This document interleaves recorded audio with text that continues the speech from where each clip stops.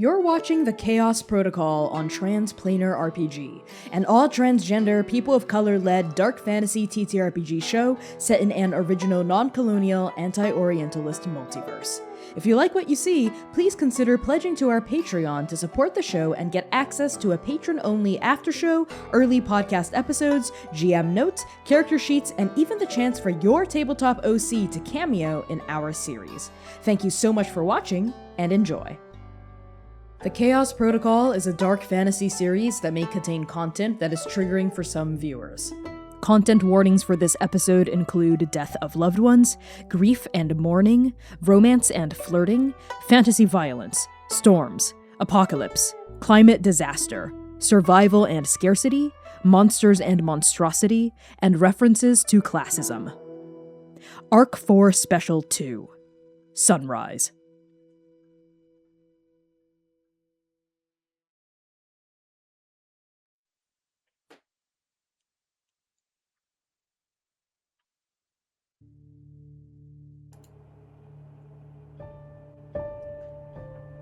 You're having that dream again. The first grave marker is made of stone, and it is steadfast and strong. It is the tallest of the three, driven deep into the earth to stand watch until the end.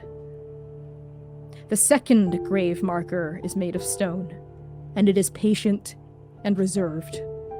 There is a crack in its base, where a crawling monarch once made its nest, but no longer.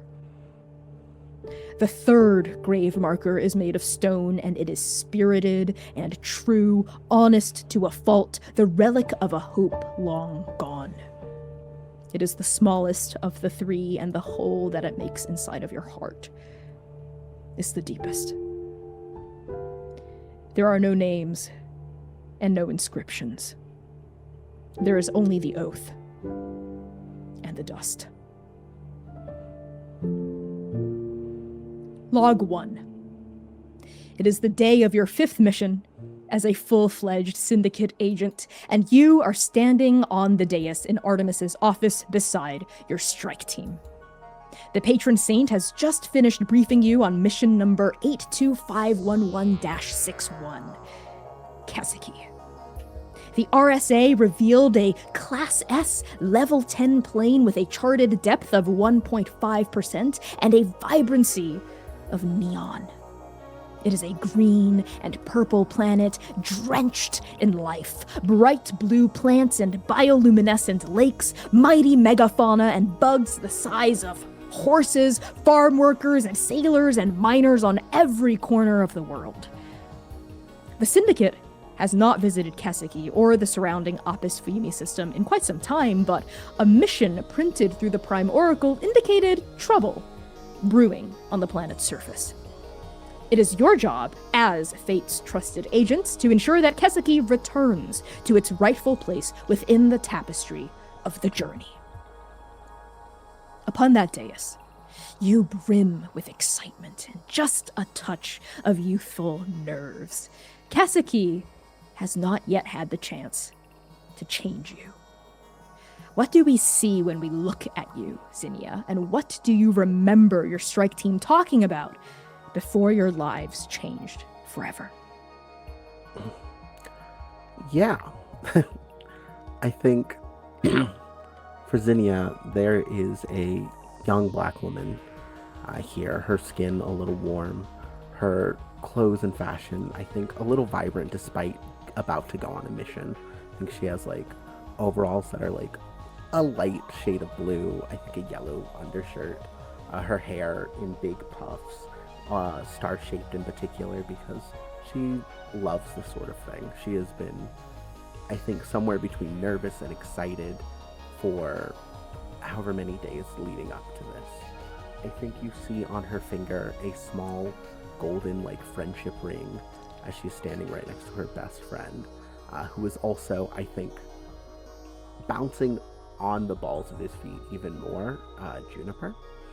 And I think those two have been sort of muttering a little bit. I think currently Zinnia's trying to shush Junie, get him to stop. Like we gotta listen to Artemis. We can't look bad in front of Artemis. As for Judy, they are very much bouncing on the balls of their feet. You can see just a single trickle of nervous sweat going down the side, the shaved side of their head, their freckles gleaming with a little sheen of sweat as well, and they nervously run a hand, raking it through their dark, kind of mousy brown hair, kind of dragging it down past their medium brown skin, nape of their neck, as they kind of elbow you in response. I'm not nervous. Who says I'm nervous? You're nervous. I mean, I think we're both a little nervous. I hate to admit it, but I think you're a little bit more nervous. You just like to pretend you aren't. Speak for yourself, Zin. I'm fine. You know, this movement is just, I'm ready, you know? I'm ready. Ready for our 5th mission. Ready to kick this mission in the butt. I know. And that's why I will be sitting here recording all of it. And I think they gesture to like a little journal they have under their arm. It is like a nice, like black leather bound journal.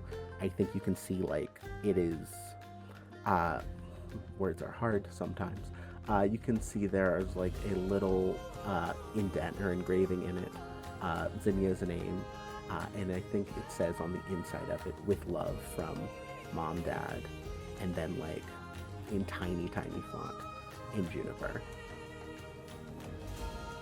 Juniper's bright hazel eyes dart down, see the journal, and dart back up to you, and he says, "Okay, but you're gonna definitely talk me up a little bit more in this mission log, right? Because the last time you were just kind of super by the books, super truthful, which is great, but, you know, come on, this is gonna be our legacy. We want to leave a legacy behind, right?" Well, if somebody happens to do something that is, I would say, extraordinary, maybe I can add a little flourish to it, but I don't know if you have necessarily done that yet. Okay, you know what? Challenge accepted. Extraordinary. I'll show you extraordinary. Hey now. The two of you behave. And both of you kind of feel a hand on your shoulders as Sochi kind of steps up onto the dais beside the two of you. And Sochi is, of course, quiet and reserved, but there is a warmth that Faye exudes. And right now, Fair raven black hair is pulled back into Fair's signature braid that sweeps down between Fair shoulder blades, and Faye has a gentle and warm smile on Fair face. One hand comes down as they balance their cane back against their hip, and they sort of smooth one hand down the front of their druidic robes. They look up at the 4th and final member of your team, Cherry, who towers over all three of you, casting a stalwart and very responsible and accountable shadow over you.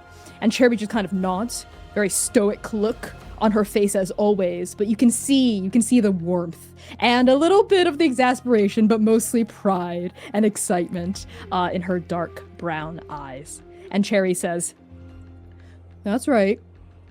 Make sure the two of you are treating each other kindly, yes?" We're absolutely fine. The two of us, you know us. We've done nothing wrong. We're good.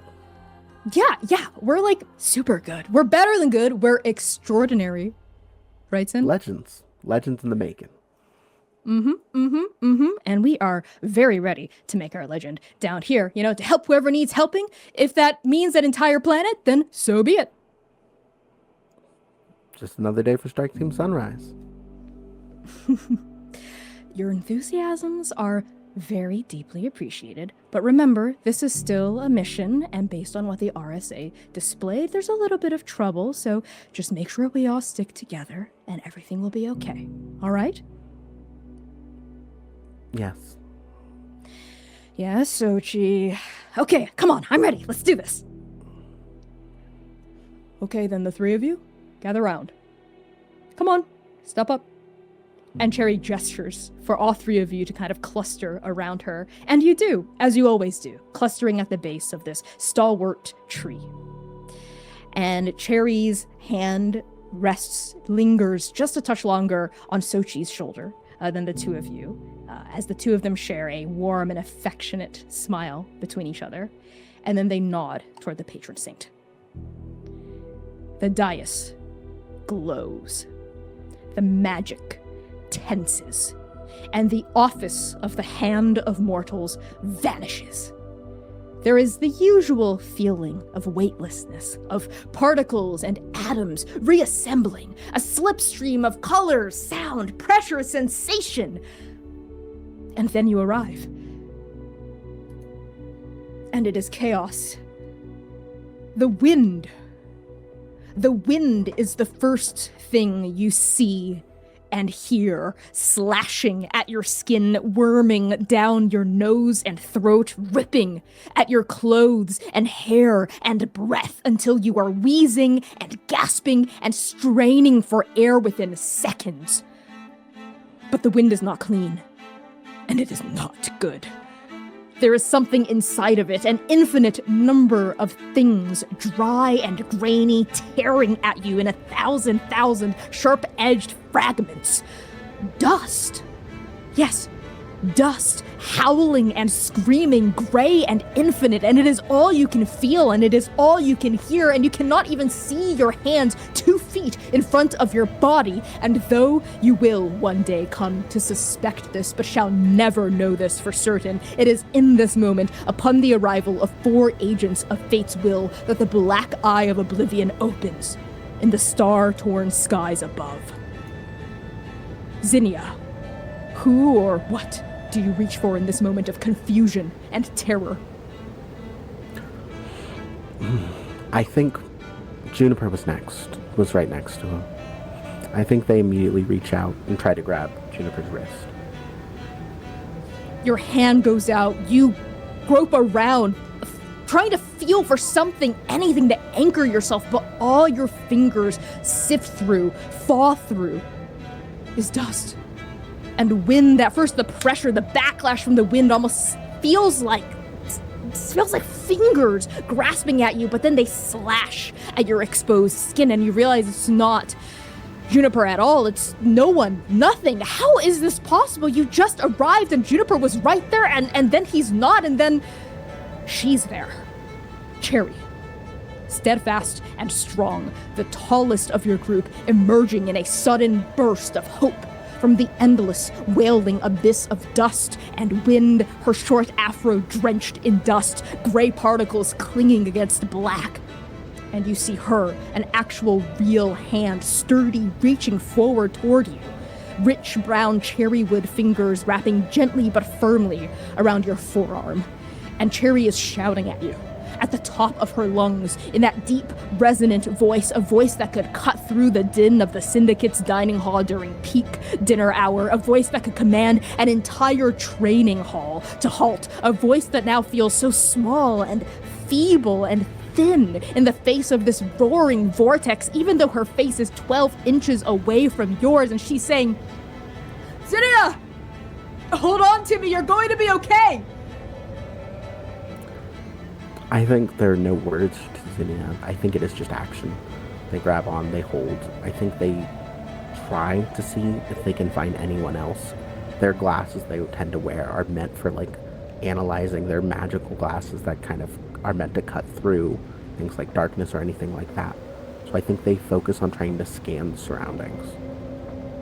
Yes, you reach out, you grab onto that hand, barely kept pushing through. It feels like a physical barrier, an actual presence, an entity pushing through the storm, pushing through the wind, but finally your fingers grasp onto that outstretched hand and you scan your environs trying to look for anyone else, the other members of your strike team, maybe somewhere in here, but all you can see is Cherry encouraging you, telling you to move, telling you to follow her, to come, and of course you do, because it's Cherry. You're not gonna just stay here, you're gonna follow Cherry, the shield of your strike team, the bulwark, reliable and dependable, a hardy tree who has weathered many seasons and would weather many more, indestructible Cherry. And then, in a lilting, rising, roaring song of hope, you hear just the barest fragment of Juniper's voice, barely cresting above the wind. You don't even see Juniper, but you hear him, and he's saying, "Where are we? Did something go wrong with the teleport?"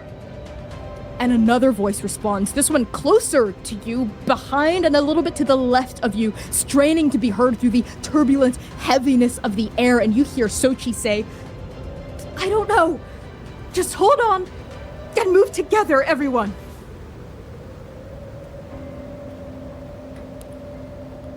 I think Zinnia just yells. I think immediately they yell out, Sochi, Juniper, can you hear me? What'd you say? Yes, we hear you. Yes, we can hear you. We're right here. Come on, let's follow Cherry. And you do. I think if their hands are out, they reach to try to make sure that everyone is linked together. Absolutely.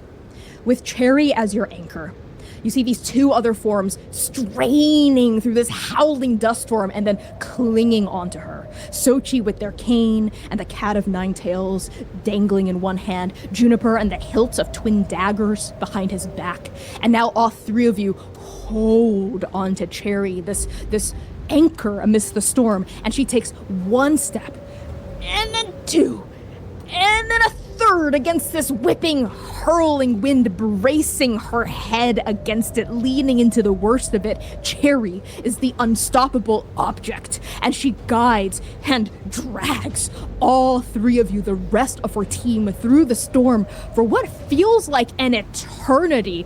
The dust now rising up to your knees, up to your thighs, until emerging from the endless, screaming gray, an outline.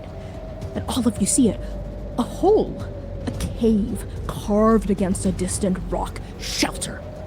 And Cherry shouts out, there! And she hoofs toward it, and the rest of you need no further encouragement, and the cave gets bigger and bigger and bigger until you're there. All four of you piling into the opening, the safety, the hope, one after the other. You go in first, Zinnia, and then Sochi right behind you, and then Juniper, Cherry at the entrance, ushering each one of you in to ensure your safety. Go! Go! Go! Come on! Don't dally! 1, 2, 3, come on! And as you go in first, Zinnia, you barely get any respite from the storm inside this cave, but it no longer feels like the wind itself is trying to reach into your lungs and squeeze all of the air outside of it. How do you stumble into this shelter? I think almost falling onto their hands and knees. They sort of grasp around. I think their glasses are covered. They take a minute and they just cough, and they struggle to try to cast one spell. They are slightly adept at magic, and I think they try to cast a spell of light just to make sure that everyone can see where they are. What does this light, this illumination spell look like as you try to conjure it out from the palm of your hand? I think there are small, little stars, tattoos on their hands, and I think maybe a couple of, words around the wrist. And I think in that moment, they sort of raise their hand out, and you see just a little ball of light appear in front of them. As that ball rises, floats up from your palm and glimmers, there's a little bit of a flickering, and you see the shadows inside this shelter begin to kind of flicker and wave with it. You're reaching in, trying to connect with the magic that sits deep within your soul, but something about the situation, maybe it's the fear of it, the shock of it, the chaos of it. Maybe it's about, there's something else too, though. It's causing it to flicker and sputter, and as it's sputtering, you see Juniper holding his hand out to pull Cherry into the shelter as well. And that is when the thing hits her. And to this day, you don't know what it was. An uprooted rock, the side of a building, a piece of shipwreck. It hits Cherry, and then she's gone. Into the dust. Gone. There is a brief, shocked silence inside this cavern, and then Juniper screams her name and runs forward. Do you stop him, or does Sochi? I think Sochi does. I think in the most non-lethal and pure of care and dexterity, just a simple wrap around the waist with the cat of nine tails. I think Sochi is good at this. They are incredibly talented. And I think both of them, Sochi and Zinnia, with one heavy pull Juniper back.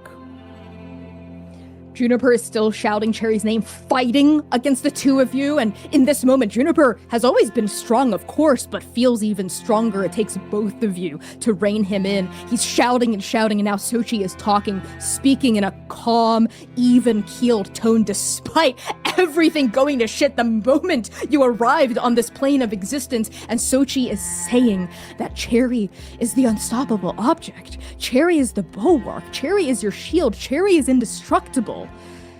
And Sochi says, Juniper, calm down. It's okay. She's going to come back, okay?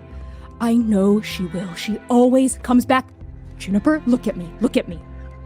She would not forgive me if I let you risk your life into that storm going after her. It's safer for all of us if we stay here in a place where she knows how to get to. Juniper, listen, please. And Juniper is resisting, still kind of pulling now half-heartedly against the rope, this braid, this flail of leather. But is starting to slow in his protestations, hazel eyes darting desperately between Sochi and you, fighting back tears, shocked and afraid, and just a touch hopeful. And Juniper turns to you, those wide eyes, you see the whites of those eyes almost subsuming the hazel. And he says, you think so? Really? You think so? Zinnia? Yeah. She's gonna be okay? It's Cherry. We'll be okay. I just need you to listen to Sochi. You know how this goes. If something bad happens, Sochi is in charge. Just listen.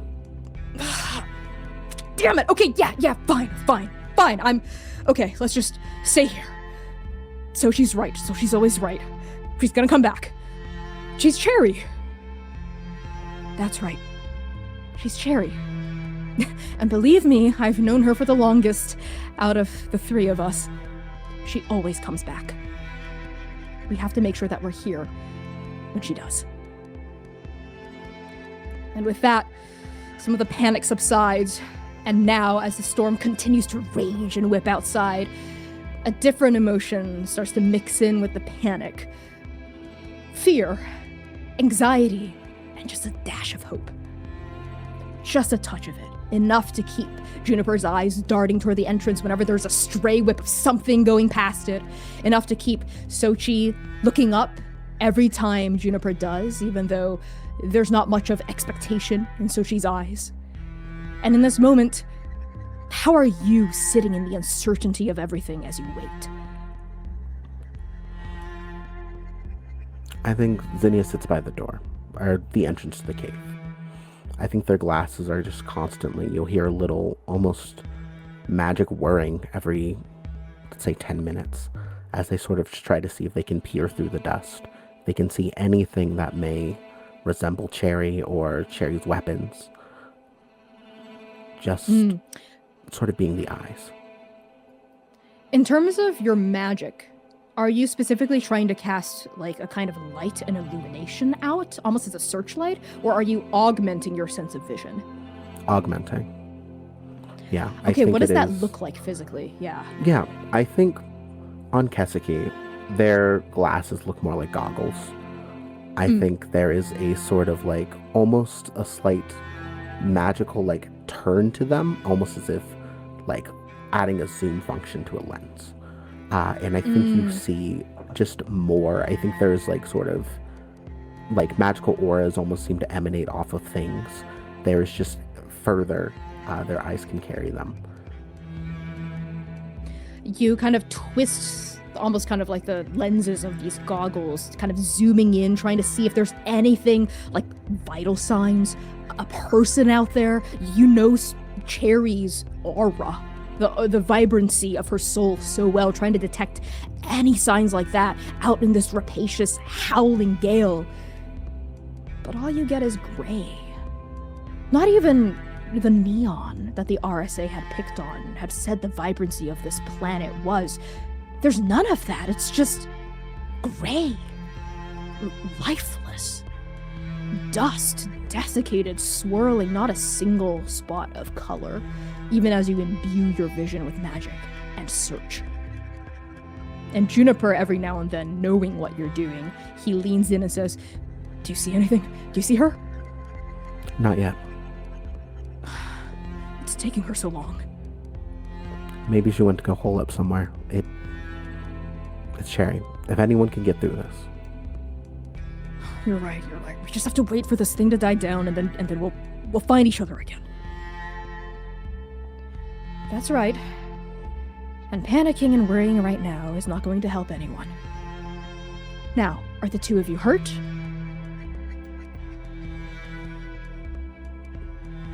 No, just... No, I'm fine. Just a little battered from the wind. Okay, good. So just... Juniper, why don't you sit down over here, lean against this rock, and... Zinnia, keeping your eyes out, but don't tire yourself out too much, alright? Yeah, no, I got it. Okay, good. We need to conserve our energy here. I'm not sensing a lot of life in the land here. What exactly do you mean? And you see the side of Sochi's mouth twist a little. And all of you have always known that Sochi is, well, a druid. Sochi has always been attuned to the land, to the spirit of the land of every place you go to, the Syndicate included, and has never said anything like this before. There's always been traces of life in all the places you've gone to with Sochi. And you see that lip twist and then come back to a more calm line. I'm not exactly sure. It's just this place. I don't know. There's something wrong. It's not like what we thought it would be. Maybe we just arrived in an area that was especially hurt. Yeah, has that ever happened before? Anything sort of throw you off? I wouldn't say I'm thrown off. It's the natural way of things for there to be life and then death and then blooming from the death, life again. It's not just things begin and then they end. There's always a new beginning. There is always a cycle, so to speak. And there's something here that... I don't know. I'm not sure. And you see that brow furrow slightly, and Sochi falls quiet into a familiar quiet when Faye isn't ready to make a confirmed statement on something yet, but you know that there's something troubling Fair, and you've only seen this trouble a few times in one or two previous missions when things have been particularly complicated, but you've always been able to overcome it, the four of you, as a team.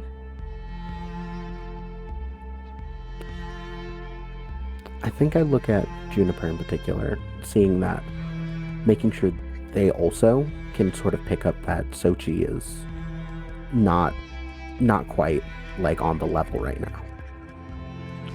Juniper, yeah, sees the eye contact you're making, notices, and faces you. Look at Sochi. Do you think everything's okay? Yeah. I mean, remember mission number 2? And there was all that stuff going on with, those skeletons coming back, and that was a little odd, but we got through it. So she was thrown off a little bit, but then we rallied. Yeah, it's just, I don't know. Everything's not going how it should have. Everything just feels weird and off right now, so maybe I'm overthinking. You overthinking? It's gonna be okay. If Sochi says it's gonna be okay, then it's gonna be okay. And hey, this is what legends are made of, right? You gotta be thrown into some extraordinary situations to make some extraordinary stories, right? Yeah, this is good writing material. Exactly. There is a noise. A noise that you and Juniper have not yet heard at this point, outside of training drills. But Sochi has, just once before, in fair long life as a syndicate agent. And the noise is coming from your oracle, which is tucked into Sochi's robes and urgent triple spiked beep, and then the oracle's voice, flat and calm as always. No life signs detected from Agent Cherry. Commencing emergency SOS protocol. Contacting the syndicate. Please stand by. There is a pause, a dreadful pause as this sinks in, and Juniper looks at Sochi and then at you. Desperation, feverish desperation beginning to mount in his eyes, and a denial as well, swelling. What? No, that can't be right. Everything's weird here. Everything is weird here. Yeah. It's the storm, right? It's got to be the storm. It has to be interfering with the Oracle's transmitters or something, right? I think Zinnia looks out to the storm again to see if it's subsided, if it's gotten any weaker, if it looks like anything has changed. Nope, not at all. Sochi. Sochi is facing the storm.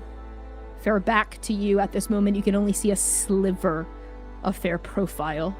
They had gone very, very still when the Oracle made that three-pronged beep, and they had not physically reacted in any visible way to what the Oracle had said, and you can't fully see their expression right now. They're almost like a statue looking out.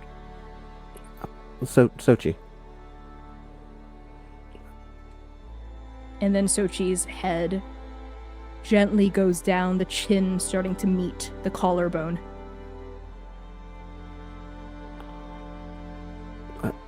What?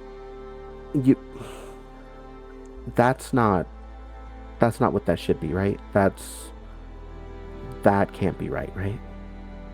Yeah, Sochi, there's no way. I mean, it's the transmitter, radio signal, whatever, storm thing, right, Sochi? I mean, the Oracle's wrong. The Oracle's never been wrong before, but the Oracle's wrong, right? Right? And Sochi, the druid, the death doula, gently sets their cane down, and they begin to sing. And it is a song that you have heard them perform at the Syndicate before, to send off community members at the natural ends of their lives. A song that is somber and dark and beautiful. A song of remembrance. A song of mourning, punctuated by an urgent triple-spiked beat from the Oracle, sending an endless plea for help into the void. Because Sochi, the druid, the death doula, knows, realizes, and accepts the truth of the matter here first. That Cherry is gone. Log 218. According to the rudimentary map that you found in an abandoned shuttle station last month, you are now a 2 weeks walk to the radio tower that Sochi hopes will amplify the Oracle's blocked SOS signal. Zinnia, you and Sochi sit on the edge of what used to be a riverbank, while Juniper keeps watch nearby. Above you is the still and silent eye of oblivion, the grim and ever-present reminder of your isolation and your duty. It has been 218 days on this planet, and Keseki has changed you. What does Oblivion see as she looks down at you now? I think the first thing that's obvious is their hair. The puffs are gone. I think they very early on, Juniper and Sochi helped them do a haircut. I think their clothes are now sort of heavier. I think they are wearing extra layers, a scarf or some sort of bandana to help keep the dust and just the wind from destroying their face. Their goggles are beginning to look a little cracked and a little worn. There is still a light in their eyes, though. There is still something that is sort of pushing on. I think if you were to look at their journal is still protected. I think you could even read in their messages. There's still hope there. Next to you, Sochi's shoulders are rounded over this map from exhaustion and the weight of the world, and the weight of the sword and shield that Faye now wears on Fair back. These weapons were the only things you found of Cherry, half buried in the dust, a dozen yards from the shelter that saved your lives. These weapons are not heavy, but you get the sense that it is an emotional weight that Sochi carries, instead of a physical one. And Sochi is looking over this map, brow furrowed, kind of muttering silently to Fair Self. Here, Faye says out loud, and points, drawing a finger, dragging it down through a mountainous terrain to carve out a path. This is the path we should take. The final 200, maybe 300 feet will be a pretty steep climb upward, but if the information we got from that bunker is right, then there should be a radio tower. Yeah, it has to be. I mean, some of the people we've talked to lately have been helpful. Some of the stuff we found has been pretty good. I don't think anyone would lie to us about that. No. We have run into very many different dispositions of people. But it is the ones who choose to help, the ones who choose to exchange information and supplies and support. That's the true spirit of this place. We cannot let the viciousness that people have decided to turn to be the representation of everything Kesaki is and is supposed to be. This is not what it's supposed to be. It's not what it's supposed to be. And that refrain, you've heard Sochi say it a few times now. Ever since that first day when you arrived here on Kesaki, now more and more in different contexts, but always with that same heaviness and uncertainty, and that moment in the cave, the trouble that Faye was trying to untangle internally in Fair mind, that Faye had never explicitly, openly discussed with you, it's still there. You see it in the knot of Fair brow. Something wrong here that Fair is still running around, mentally, still running their hand over, trying to figure out the contours of.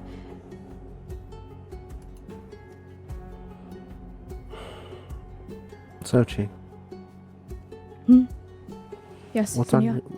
on your mind? You've been giving more of that look lately. I know you're thinking something. It's this place, and I don't want you to worry, Zinnia. It's nothing that you need to concern yourself with. I don't want you to be distracted or... All due respect, I think I'm allowed to be worried about you. I think I'm allowed to be worried about this place. You do have a point there. Zinnia. And it is in this moment, with Sochi's finger pressed over your destination, that the monster attacks. It ambushes Juniper first, who barely gets a strangled warning in as your watch person before the claws, no, teeth, rake across his side and throw him against a boulder. I think Zinnia immediately jumps to action. I think at this point, there's sort of been a agreement when it comes to Cherry's weapons that if something is big enough, you can use them. And with Zinnia's magic being slightly on the fritz and just not up to snuff yet, I think they just grab at the sword and shield off of Sochi's back and immediately charge in. You absolutely do. You grab these weapons off of Sochi's back and you charge toward this monster. And that's when Sochi charges as well, rushing past you. Patient Sochi, reserved Sochi, the reason, the logic, the plain common sense of your team, now 2 times their usual size and growing. Spotted jaguar fur sprouting from the large and soft curves of their body, and they barrel into the beast full force before it can sink its many sickly teeth and claws and glowing yellow eyes into Juniper. And the fight is fast, and it is brutal. Sochi attacks with the ruthless precision of someone who knows death, like their own backhand, targeting tendons, joints, organs, arteries, or what's left of them in this warped, broken, corrupted wake of this suffering creature. And when it is over, when it is finally over, the monster slumps to the ground, the edges of its corpse already flaking to dust. And as fair bestial transformation fades, so she kneels by the vanishing body of this once noble beast and whispers a song of sadness and death. And Zinnia, in the heat of the fight, in the fray of the battle, how closely did you watch each blow, each attack, each gash, each bite? I think Zinnia was they're not the most combat ready. I think they were keeping up and trying their best. They were focused on defense and trying to block and take aggression, but they were relying on Sochi to do a lot of the heavy lifting. I think the second that the monster fell, they immediately turned to Juniper and began to mend some of the wounds. Juniper is still slumped against that rock, cradling the side of his body where that monster's teeth, claws, fangs, eyes had sunk into him. And because you're so concerned with making sure Juniper's okay, it is Juniper and not you that notices first. The shaking. And then the blood. Red and mortal, and way too much soaking through Sochi's robes.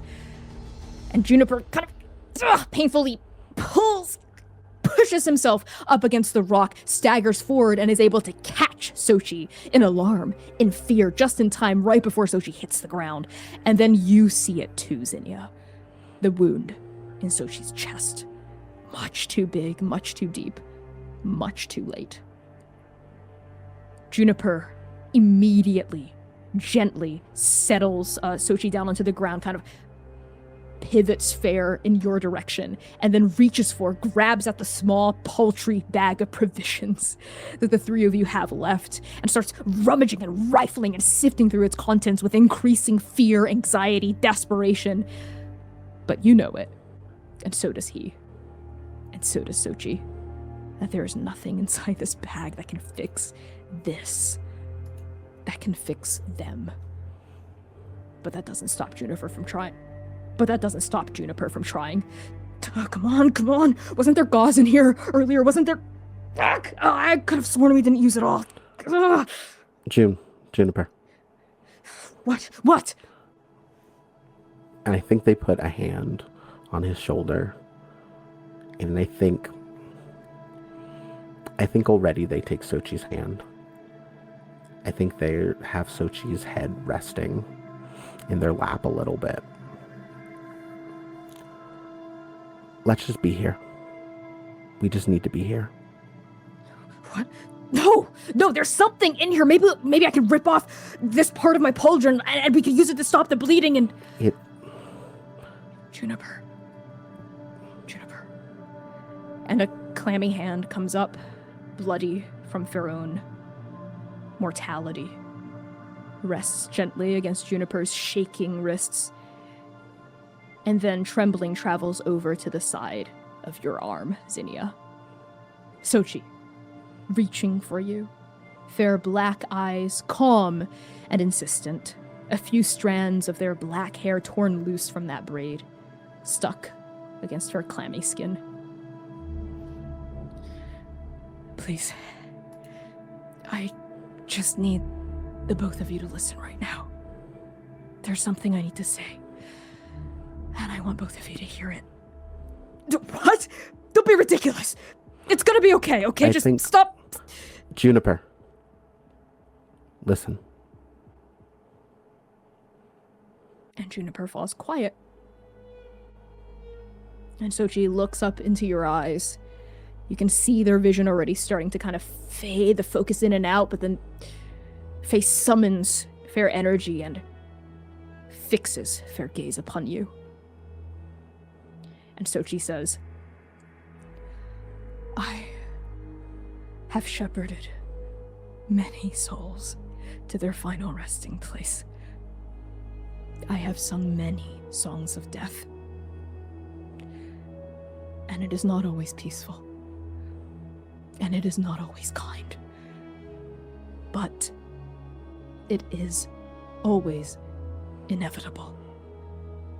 And I do my best to bring peace to those who pass. I am at peace with the life I have lived. It has been a life worth living. One of joy, sorrow, pain, balance. They brought me Cherry, and the two of you, and the many loves of the journey. I am not afraid to meet the end, and to find what, if anything, is beyond it. It is my time to learn a new song. But I know. And Zinnia, in this moment, it sinks in. Faye is telling you that which has been troubling Fair, that which Faye has tried to hide out of concern for you, out of a desire to find a way to fix it by Fair self, but Faye can't. There's no more time left, and everyone knows. And Sochi says, I know in my heart of hearts that the death of this place, it's not right. This is not how this world should die. This is not how Kaseki was meant to die. You must do what you can to make a better end, both of you. You must save what there is left to be saved. That is your mission now. Do you understand? Can you promise this world this? Yes. What, Sochi? And Juniper sees the look on your face, Zinnia. What is the expression? I think there is a steeled determination. I think closer than she was to Cherry, she was extremely close to Sochi. They both were a bit more magical. I think there was a bit more one-on-one lessons and just moments. I think even learning how to sing a little bit for potentially sending things off. Sochi was much more of like a parental figure in like the small ways of care that Zinnia needed.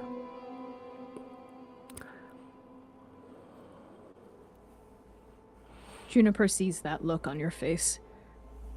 The determination of it. The acceptance of it. And what denial, what protestation was left in the hard edges of Juniper's shoulders. Sag and leave. And Juniper grips Sochi's other hand and says, of course. We promise. And Sochi draws a deep breath in, and on the exhale, Faye sings. Although Fair skin is losing color, and Fair raven dark hair is plastered against Fair face, the music that pours from Fair mouth is gentle, and it is somber, and it is beautiful.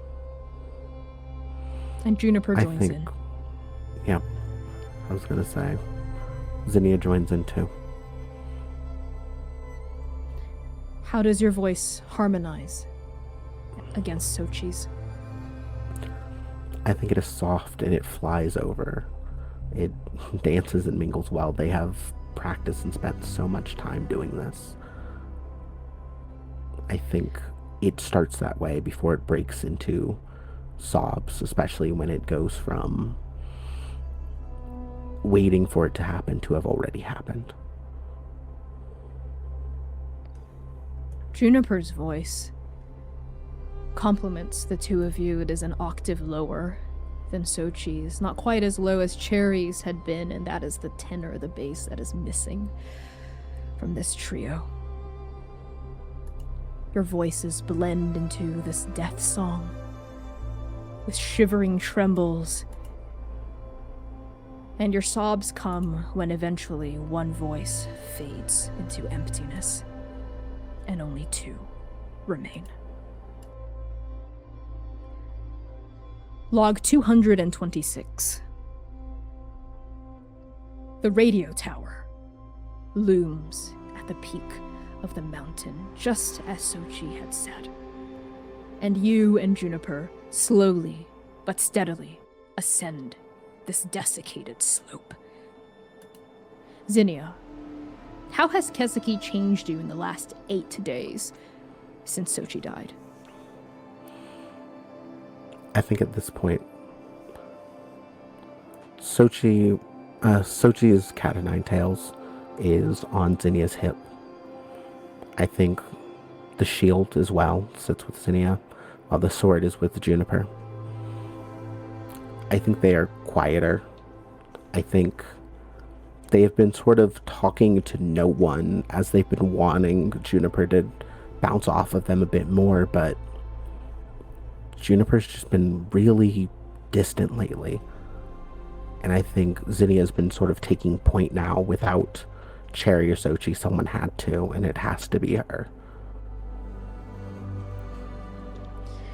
Next to you, Juniper is moving more slowly, has been for a while now, and his voice and breath comes out in these shallow, wheezing bursts. And about an hour or so into this climb, into this ascent, Juniper's pace has reduced to a crawl, and 10 minutes after that, they just stop, leaning one hand against a barren rock for support.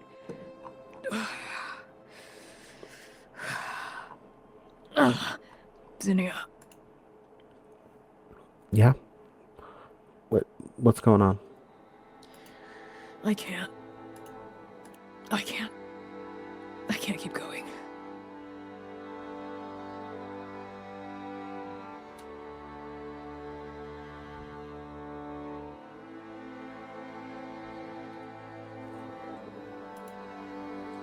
It says it's unmuted.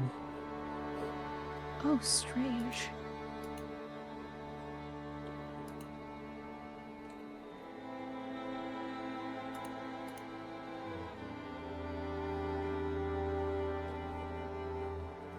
There, can you say just like a sentence to test it?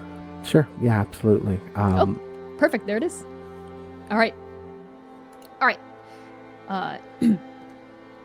Juniper leans one hand against that barren rock and says, painfully and much more quietly than usual, I can't keep going. Juniper. No. What are you talking about? It's not happening, Zin. This is it. No. Juniper, we're not. I'll carry you if I have to. You're not stopping here. Oh, come on. That cut in my side, it's gotten worse. We healed it right up. You know it. We healed it right up. No, it got infected or there was poison or venom or something. It's not. My vision is... I feel weak and there's no food, the water, No, this is... I can't keep going.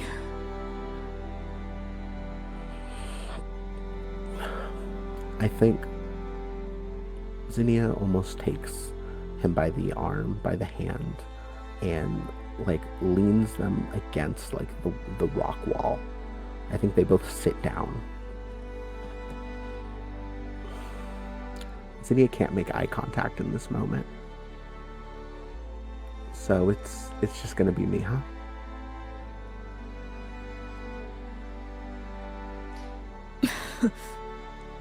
Yeah, just listen. I'm just gonna slow you down. You go, okay? I'm just gonna sit and rest right here. And you don't worry about me. Got it?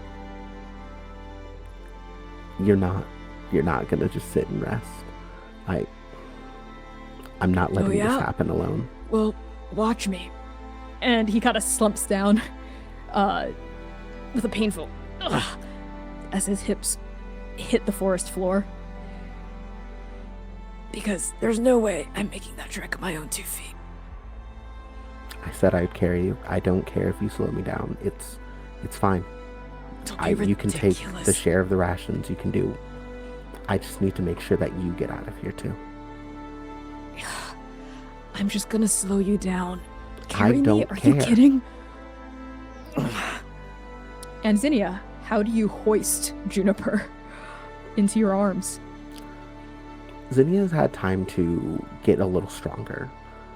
They were never the strongest, but I think in the time they've gotten, I think between carrying the weapons, I think between having to do what it takes to survive, it's actually easier than they'd expect, and I think that is, in many ways, one of the worst parts about it.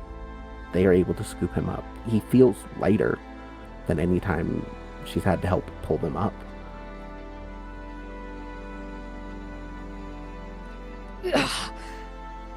And are you sort of carrying him in both arms across your front, or kind of slumping him across your shoulders? I think for now it is almost a bridal carry. I think it was just scooping him up. I think Zinnia did not really think through how to make this efficient. It was just, he's slowing down. They need me to help them keep moving forward. You scoop him up, surprised by how much lighter he feels than you're used to, and in this position you can see very much the bandage is completely bled through on the side of his body. You can feel the heat of that wound radiating through Juniper's clothes, kind of under the crook of your wrist where you're holding him beneath his torso. And he lets out a pain kind of, but he's much too weak to protest and fight you on this. And you carry Juniper. One step forward, then another, and you holding this final member of your strike team continue the ascent. Then as you do, each step feels much harder than the last, but it is through sheer force of will, grit, and determination that you walk and you walk and you walk until you reach what Sochi had warned about, the steep incline. The mountain extends at an almost 45-degree angle in front of you and then tilts up even farther. What's left of roots jutting out from the soil, looking unfirm and desiccated. Anything you try to hold on to crumbles into dust underneath your fingers. There's no purchase here. No way for you to scale this, and certainly not with someone else in your arms. How do you try anyway? They've been thinking about this. They remember Sochi's words about it. They have the cat of nine tails. They're going to try to make some sort of makeshift system to hold Juniper close to them. I think it is Juniper's body almost draped over them, tying them together at the waist, willing to be that weight for him. You are able to use the cat of nine tails to bind Juniper to you, so your hands, your arms at least, are free, even though there's that extra weight to your back, and you try to scale this sheer cliff face, and you make the most progress a couple of feet up, and then it crumbles underneath you, and you slide back down, losing 2 steps back with every 1 step forward of progress that you make. And after the 5th or 6th or 7th attempt, you hear it. Juniper's voice, barely a whisper now in your ear, saying, Zinnia, Zin. Yeah. Enough. It's not gonna work. Okay. Just let me down, okay? Just let me down. There's something I want to say. Yeah. I think immediately, unties the two together and carries him again so there's somewhere comfortable for him to sit. I think, taking off one of, her layers, flipping it inside out so it's not the side that has been, hit by the dust. It makes somewhere comfortable for him to rest. He sighs into it. When he inhales, it's almost like your scent is bringing him comfort, emboldens him, strengthens him for just a moment. And on the exhale, his eyelids, what had they closed? Were they closed this whole time? Very painfully open, as though they were heavy, the heaviest things in the world. And those hazel eyes, once so bright and full of life, now dull, losing that gleam, that shine, fix onto you. And Juniper says, "Listen, you can make it, okay? You can make it to the top. You can get to the radio tower. You can do what we were going to do. Got it? Because you're not getting up there with me." Juniper, Junie, I can't do this without you. Yes, you can, Zin. Yes, No. you can. No. You have to. You can, because you have to. You have to. You can do this. I know you can. Okay? Yeah. How do you want me to embellish in our journal? Talk about how handsome I was. How on this world, I really liked how my freckles glowed. Shine like gold. You used to brag about it all the time. Yeah, they shined like gold back at the Syndicate. But here it's almost like they were stars. Oh, and hey, those other scavengers that we fought with, and then we had that truce, and we exchanged information and stuff. Yeah, you should write about how it was me that brokered that, and not Sochi. Oh yeah. No, you handled all of it. In fact, they had to make the truce because you would have just ripped through all of them.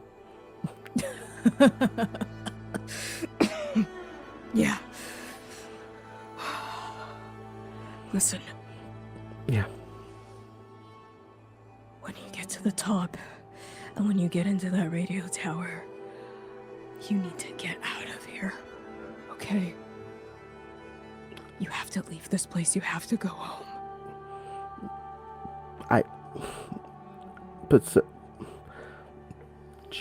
Junie, I can't. I know what Sochi said, but you have to listen, okay? This place is a grave. It's a grave, and you have to climb out of it. It's a place you have to escape. You can. I know you can. You're gonna make it, Zinnia. It was always gonna be you. You were always gonna make it. And it's going to work. And you're going to live. And you can't throw your life away. You have to go. Okay? You have to go when the Syndicate gets the signal and comes to rescue you. You have to go. You have to leave this place. I think Zinnia takes a breath, and they accept that they're going to have to lie to the person they love the most. When they look at him and they say, "Absolutely, I'll get out of here, and I will tell the story of Strike Team Sunrise." Juniper, those hazy eyes sharpen for just a touch. They look at you, really look at you. And Zinnia, do they know that you're lying? I think in the last second, right before they give a gentle kiss on the forehead, they know. And then I think it stops mattering. They have faith in Zinnia no matter what.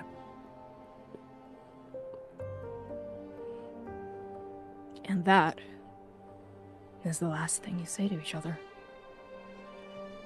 And as Juniper draws their final breath, your pupils contract as a stray beam of light filters through the branches of these dead trees, heralding the first sunrise strong enough to push through the dust in months. Log 229.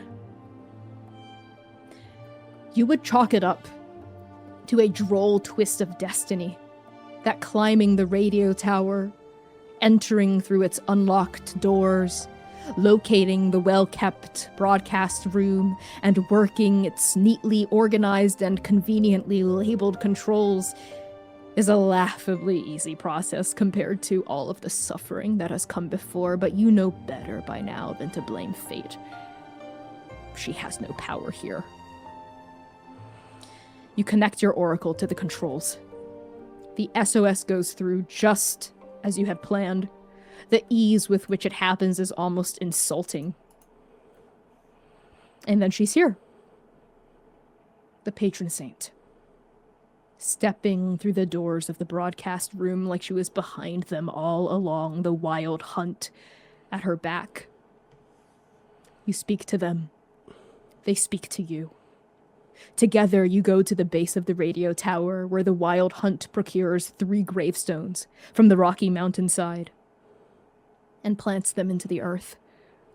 As they do, they regard you with a mixture of empathy and pity.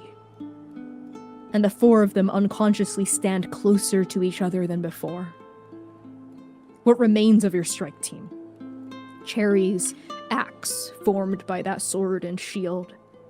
Sochi's cat of 9 tails. Juniper's daggers. Lay before you, ready to be interred when the graves are prepared, since their bodies have long since been taken by the dust. How do you bury each weapon? The sword is laid upon the shield. I think they took it apart and just laid one over the other. I think it was the way that it tended to sit when it was at rest with whenever they were on missions or just around the house. The cat of 9 tails is very lovingly, tied together almost in a way it can't be used again to harm anybody else. Almost just sort of tying it off for just ending at Sochi. Only one dagger is buried. And I think you notice, even as one hand reaches for the dagger, you'll see on the right middle finger this silver friendship ring that used to belong to Juniper, sort of staying with Zinnia. I think there's nothing special to how the dagger is buried. It is just... it couldn't be buried with any more care than that, or else they would completely collapse. As the wild hunt, each pay their respects to the graves. The patron saint of mortals faces you. As their wrong-looking eyes pan over you, Zinnia, how has Keseki changed you in the last 3 days, since Juniper died and left you alone for the very first time in your life? Their eyes look like they have seen the end of the world, and in many ways they have seen the end of the world. They are empty right now. I think there is just a small hint of a fire. There is not much more to them. They look like they have not slept as well in what has already been not great sleeping conditions. I think their clothes are more unkempt. I think there is... what Zinnia is right now feels gone, at least for today. There's an emptiness in Artemis that matches you, I think. From the second that she stepped foot into this world, calling on a signal that hadn't been answered in 200 days. More than that, really. It felt like a lifetime. 1,000 lifetimes, 3 lifetimes gone. And there is a sharpness to the hole of grief in the corner of her eye. Like two people trying to speak over a chasm. They don't need to shout. It's just a whisper. Artemis looks at you and asks the question she's supposed to ask. Are you ready to go home? I think almost with a childlike head shake at first. No. Artemis, no.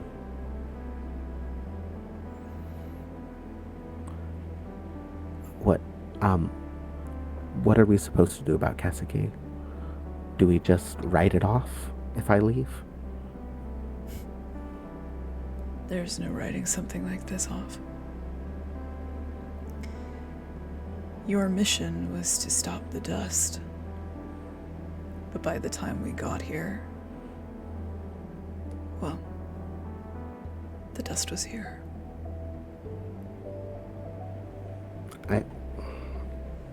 I've been thinking about that. I've had nothing but time to think right now. And if that means that whatever happened here is outside of what fate deigned for it, then this place especially needs help. That may be true. But you must understand, Zinnia, there is a point of no return. This place is too far from the journey to be woven back into it. The choices that were made here by mortal hands. And you, we, the Syndicate, are like a knot in a loom, caught between everything and nothing. And she looks up from the graves, up from your face, toward that dark eye looking over everything, even through the dust. The triple suns of Kaseki cannot pierce it, not often. Neither can the stars. But you can always tell that she's watching. Always. Always. You are where everything and nothing meet in a paradox of choice. And the strain that we put on this world could rip it into pieces. But... Okay. But you're right. This place does need help. Because while there is no way to stop oblivion, she tilts her head. Perhaps there may still be a better end. Exactly. There are still people here who need to be helped, and there are still people out there who are doing this to Kaseki, and from what I've been hearing, it can't just be here. There's a whole system around us.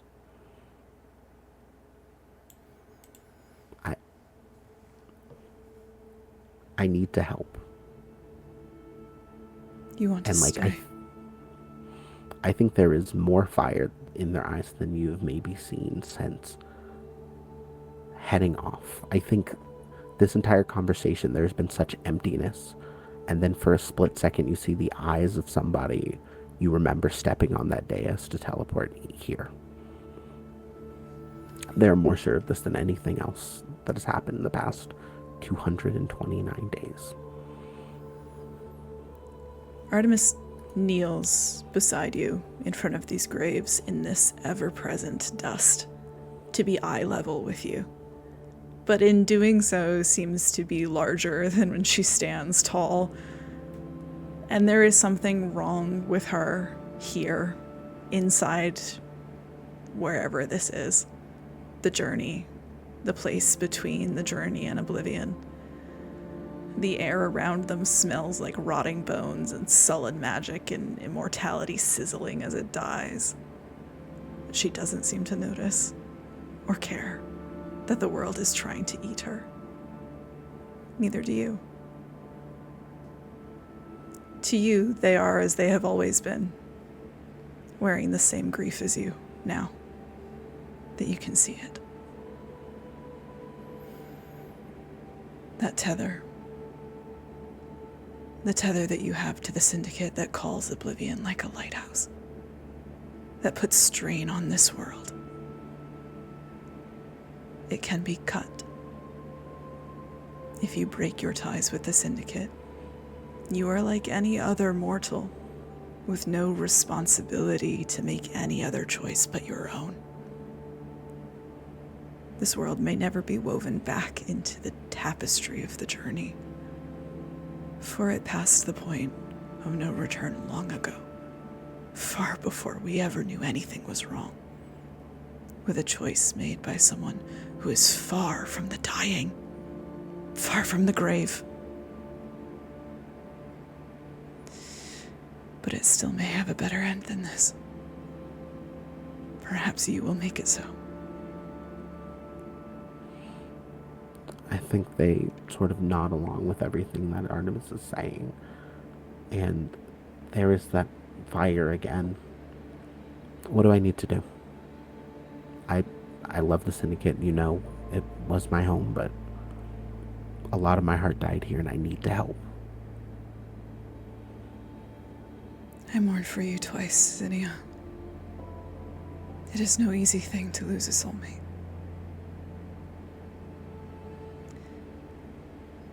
Artemis takes you back up the tower into that small, cramped room where the Oracle is hooked into broadcasting equipment. And gently, softly, they don't remove it, but they take it out of its resting place. Their hand passes over its now in this world metal shell, rusted, dented, broken from 200 long days on Kesiki. And a panel opens up in the Oracle. And she holds it down to you, and you can see inside of it there are 4 wires, all red. 3 have been severed, cut, jagged, and frayed, taken, and ripped. It's more symbolic than anything, but it matters still. You have to do it. How big are these wires? Is it one that could be broken with just a simple pull? If you wanted to. I think there is a second of hesitation. Just really grasping with the weight of everything as their fingers sort of hold onto this wire. And then with almost one last certainty, they pull, and it just breaks easy. Something in Artemis twitches, like she could feel the vibration of it down her spine. Or maybe it's just the world trying to kill her from the inside out because she doesn't belong here. But when she looks at you again, the grief in her face is matched with an incandescent love and pride. And before she takes the wild hunt and goes walking toward a encroaching dust storm to pick up and take them somewhere else entirely, where she will eventually find the hollow body of a dead man who still wants to live, she looks at you one final time with eyes that don't belong to her.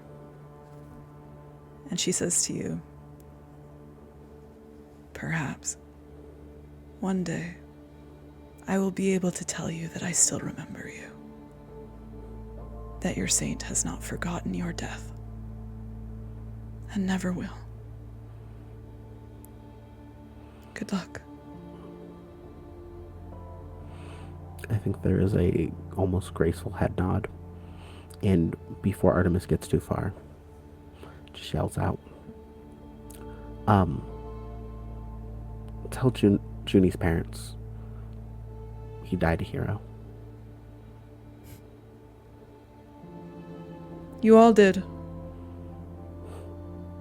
We did.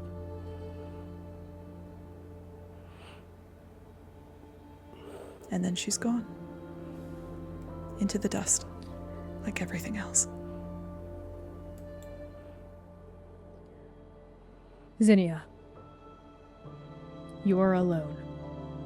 For the first time in your life, you are truly alone, standing in front of 3 gravestones, facing an uncertain future, in a place that you have never been before, somewhere apart from fate's will, within the journey but far from the design.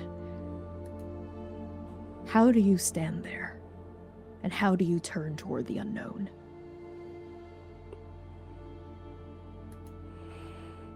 I think there is almost a stealing of themselves, almost bouncing on the balls of their feet for a second, almost making sure that they feel not just their own body, but almost like there are spirits with them. I think they sing a bit of a song and take a sturdy and proud step forward, knowing that this is going to be hard. But this is what not just Sunrise deserves, but this is what Kaseki deserves. And whatever it takes, they're going to do that. You step forward into a future that is not assured, except by the choices you will make with your own hands. And you step past the grave markers. The first grave marker is made of stone, and it is steadfast and strong.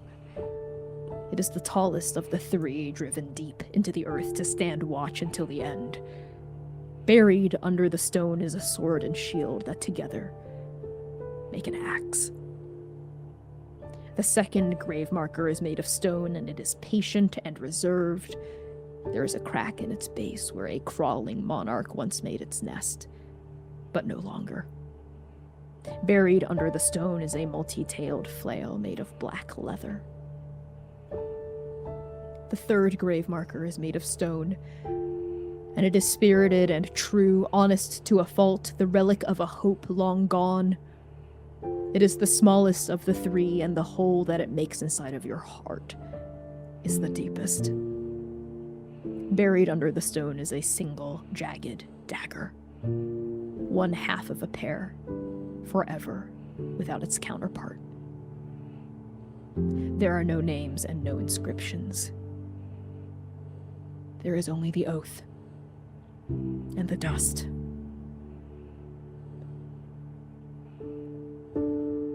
A voice cuts through the memory, and it brings you back to the present.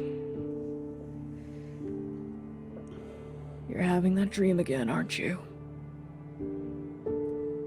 As you pull yourself out of your reverie, what features of yours do we see, lit by the flickering light of the campfire? How has Kaseki changed you in the last 4,752 days? Their face is tired. I think their eyes have definitely accepted the age that Kaseki has brought to them. Their hair is long gone. It's self-shaved down to essentially bald. I think there are tattoos in the side of their head, one a sun, one a moon. There are a few other notable tattoos, namely a cherry tree in a field of marigolds. There is a golden ring around their neck and a silver one on their left hand, or on their right hand, on their middle finger still. their outfit is no longer cute or light. It is built to survive, first and foremost. They have adopted so much of Kaseki, and I don't know how much of the Syndicate is left.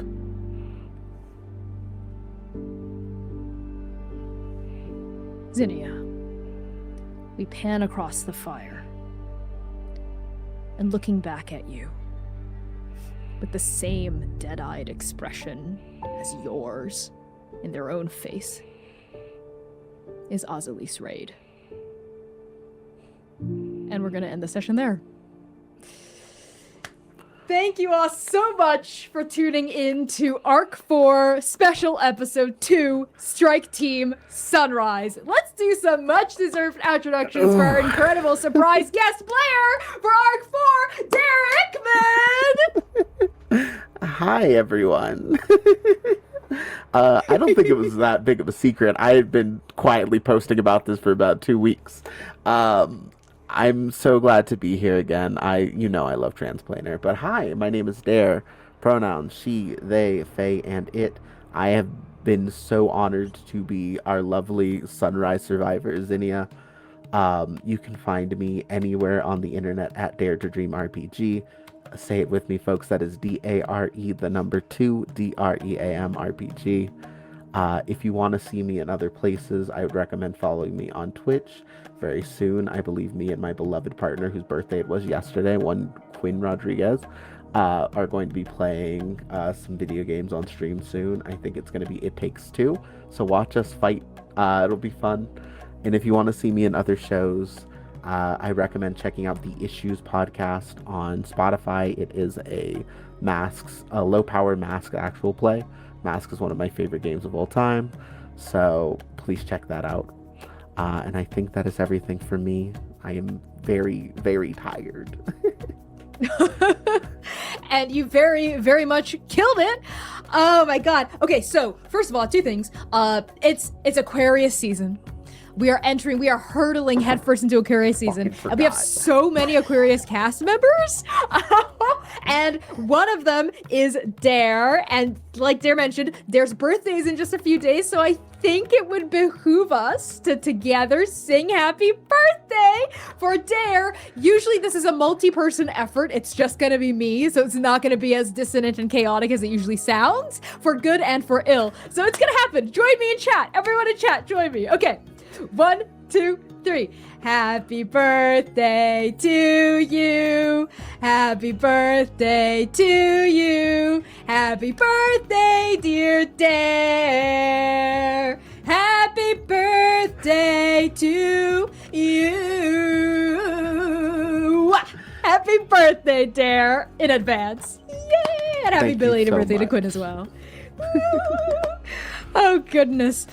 Whew. So, everyone, in case you missed it at the top of the stream somehow, we are rebranding our bonus episodes to be called special episodes instead, to more accurately reflect what they are all about. So special episodes like this one, as you can see, are a very crucial part of the Transplaner canon that add vital information to the world, the characters, and the story at large. You're going to see even more of them as the story progresses, but our next stream is our highly anticipated Horsey community stream. So join C next week, Saturday, February 7th at 8 p.m. US Eastern Time to play some horse video games, watch some fun videos, ask questions, and learn a little bit more about our Dramaturg's favorite hobby. It's gonna be a horse and licking good time. Like, finger lick at, no, I'm trying to see is shaking their head in horror at me in the backstage. I tried something and it didn't work. Okay, we're all here about taking creative swings, right? Also, a huge thank you to everyone who donated to our fundraiser tonight. I'm checking the stream and we have hit our goal. We have surpassed our goal. We've raised $270 for the Immigrant Rapid Response Fund to support rent relief for immigrant families in Minneapolis that are currently being affected and targeted by ICE raids. So thank you all so much. Thank you for your generosity, for helping us smash that 250 goal. Thank you. And we will hopefully be continuing to participate in such efforts such as these as our streams move forward. In the meantime, you can support our show by joining our Patreon, joining and participating in our Discord server, making fan works if you're so inspired, posting about Transplanar on Blue Sky, Instagram, or Tumblr, rating our podcast, buying merch from our merch store, including some of the cool collab dice that we have with Die Hard Dice, and most importantly, telling someone else about the channel. Your friends, your family, your homoerotic enemy/rival, your barista, your dog, your cat, your horse, your parakeet! Thank you so much, Transplaners. We will see you on Saturday, February 7th at 8 p.m. U.S. Eastern Time for our Horsey Community Stream! Nay! Until then, journey well. Bye! Oh, we're gonna be rating someone. Hello, Transplaners! You know what time it is. Sponsor Connie time. For Arc 4, we're collaborating with the Working Families Party, who are building a multiracial coalition of working class people to make our communities a better place to live for everyone.